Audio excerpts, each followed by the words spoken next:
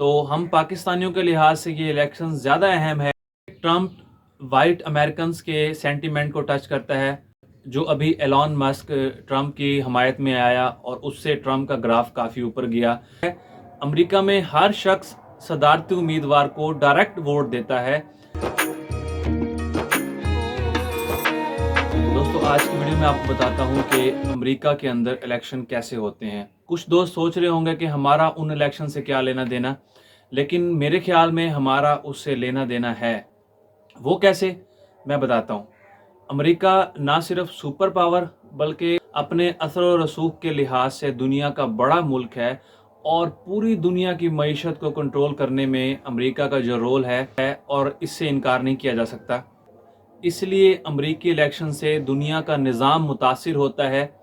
तो हम पाकिस्तानियों के लिहाज से ये इलेक्शन ज़्यादा अहम है, क्योंकि बहुत से सियासी गुरुओं का ये कहना है कि पाकिस्तान पर इस बात का बहुत असर पड़ेगा कि अमेरिका का इलेक्शन कौन जीतता है। अच्छा, पहले ये होता था कि अमेरिकी इलेक्शन डेमोक्रेट जीते या रिपब्लिकन जीते, मगर उनकी इंटरनेशनल पॉलिसी एक जैसी होती थी। मगर फिर अमेरिकी सियासत में एक ऐसा फैक्टर आया जिसके बाद ये सारा निज़ाम जो है वो बदल गया। उस फैक्टर का नाम था डोनाल्ड ट्रंप। ये वीडियो पाकिस्तानियों के लिए तो है, लेकिन खसूसन इंटरनेशनल अफेयर्स में जो लोग दिलचस्पी रखते हैं उनके लिए बहुत अहम है।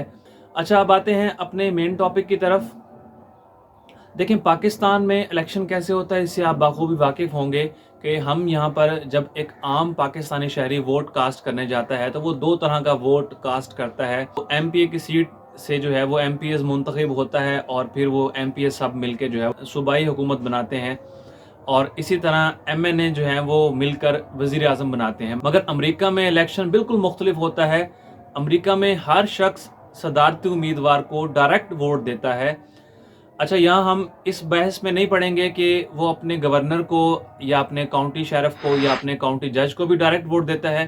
अभी हम इस टॉपिक को सिर्फ सदर की हद तक महदूद रखेंगे। अच्छा, हर शहरी जब सदारत के उम्मीदवार को वोट देगा तो अमेरिका में टोटल 50 रियासतें हैं, तो हर रियासत का दोनों में से कोई एक जीतेगा। यानी हर रियासत में जो दो सदारती उम्मीदवार होंगे उन दोनों सदारती उम्मीदवार में से एक जीतेगा। अच्छा, ये एक वोट नहीं होगा। ऐसा नहीं होगा कि 50 रियासतों में से अगर कोई 26 रियासतों में या 28 रियासतों में जीत गया तो वो सदर बन जाएगा। ऐसे नहीं होगा। हर रियासत को आबादी के लिहाज से और कुछ और पैरामीटर्स हैं उनके लिहाज से ये कैलकुलेट किया गया है कि इस रियासत के कितने वोट होंगे, और इस वोट को इलेक्टोरल वोट कहते हैं। मैं मज़ीद आसान करके समझाता हूँ कि अमेरिका के अंदर कुल 50 रियासतें हैं। अब जो कैलिफोर्निया में जीतेगा तो उसके इलेक्टोरल वोट का एग्रीगेट बनेगा। तो कैलिफोर्निया में चाहे वो 51% से ही जीतता है तो उस रियासत के सारे इलेक्टोरल वोट जो है उसको जीत लेगा। अब अगर छोटी रियासत है, इसके 3 इलेक्टोरल वोट हैं, तो वो 3 वोट ही सदर को मिलेंगे। तो ये इस चीज़ पे डिपेंड नहीं करता कि एक रियासत में कितने लोगों ने सदर को वोट दिया, डिपेंड ये करता है कि उस रियासत के इलेक्टोरल वोट कितने हैं। अच्छा, 535 और कुछ इलेक्टोरल वोट हैं। इसमें से जो 270 वोट ले लेता है उसकी अक्सरियत हो जाती है और वो सदर बन जाता है। अच्छा, अब अमेरिका की कुछ रियासतें हैं जिनका रिकॉर्ड है कि वहाँ हमेशा रिपब्लिकन्स जीतते हैं, जैसा कि टेक्सास पे आप जानते होंगे छोटा बुश और बड़ा बुश दोनों रिपब्लिकन से थे। तो इसी तरह कैलिफोर्निया, न्यूयॉर्क ऐसी रियासतें हैं जहाँ हमेशा डेमोक्रेटिक जीतती है।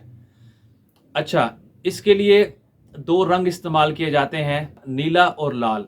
जो नीला रंग है वो डेमोक्रेटिक और जो लाल रंग है वो रिपब्लिकन्स के लिए। इस तरह अमेरिका की कुछ रियासतों को ब्लू स्टेट्स कहा जाता है और कुछ रियासतों को रेड स्टेट कहा जाता है। इन रियासतों के नंबर इकट्ठे कर लें तो ये बात कंफर्म हो जाती है कि कितने इलेक्टोरल वोट ट्रंप के होंगे और कितने कैमला हैरिस के होंगे। अच्छा, अब कुछ रियासतें हैं जो दरमियान में लटकी हुई हैं।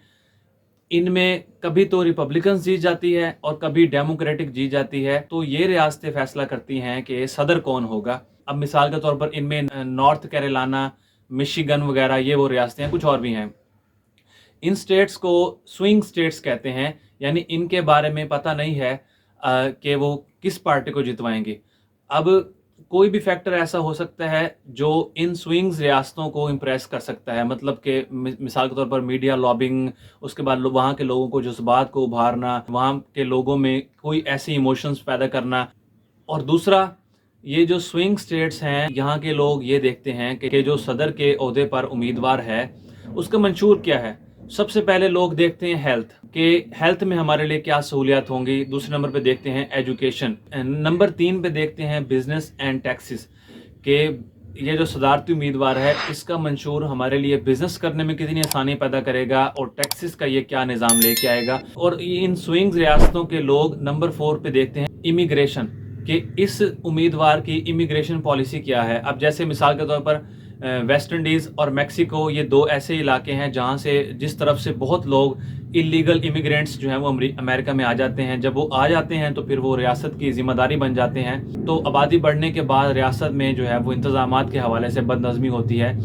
तो इस हवाले से डोनाल्ड ट्रंप की जो पॉलिसी है वो कैमला हैरिस से मुख्तलिफ है। अब डोनाल्ड ट्रंप और कैमला हैरिस में जो मुकाबला है वो 19-20 का है। जो अभी एलॉन मस्क ट्रंप की हमायत में आया और उससे ट्रंप का ग्राफ काफ़ी ऊपर गया। कुछ अमेरिकी कॉलम निगार ट्रंप को तरजीह दे रहे हैं और उसके लिए वो एक टर्म यूज़ करते हैं, वाइबोलॉजी। मतलब कि उनको अंदर से वाइब्स आ रही हैं कि ट्रंप जीत सकता है, मतलब कोई हतमी फैसला नहीं है उनका। ट्रंप वाइट अमेरिकन्स के सेंटिमेंट को टच करता है और उसकी पॉलिसी ये है कि जंगों से दुनिया को निकाला जाए और पहले अपने मुल्क के मसाइल जो है वो हल किए जाएं, उसके बाद कहीं दूसरे मुल्क में टांग अड़ाई जाए। जबकि कैमला हैरिस की पॉलिसी बिल्कुल मुख्तलिफ है। तो अमरीकी इलेक्शन का रिजल्ट क्या आएगा ये तो हमें 3 दिन बाद यानी कि 4 नवंबर को पता चलेगा। तो जो भी उम्मीदवार जीतेगा वो 5 नवंबर को हलफ उठाएगा। उसके बाद जो है वो देखते हैं दुनिया के मामलात जो हैं वो, यानी ऊंट किस करवट बैठता है। तो दोस्तों, उम्मीद करता हूँ आपको काफ़ी कुछ पता चला होगा अमरीकी इलेक्शन के बारे में। तो इंशाल्लाह नेक्स्ट वीडियो में मुलाकात होगी। अपना ख्याल रखिएगा, चैनल को सब्सक्राइब करना ना भूलिएगा। अल्लाह हाफिज़।